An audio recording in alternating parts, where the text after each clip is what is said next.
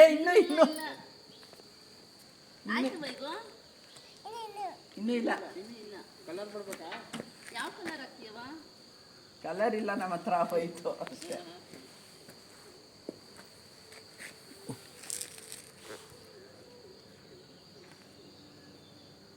ಅವನು ನಮ್ಗೆ ಕಾರೇ ನಾನು ತಗೊಂಡು ಬಂದ್ರೆ ಗಾಡಿ ಕಾರು, ಅಯ್ಯೋ ಪಪ್ಪ ರಂಗೋಲೆ ಮೇಲೆ ತಂದ್ಬಿಡ್ತು. ಎಲ್ಲ ಗಲೀಜ್ ಮಾಡ್ಬಿಟ್ಟ ಪಪ್ಪ ಅಂತಾಳೆ.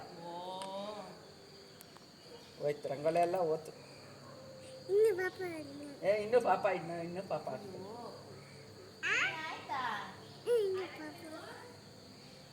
ಅಣ್ಣ ಅಕ್ಕದ ಆಗೋಯ್ತು. ಕಳಿಸ್ತೀನಿ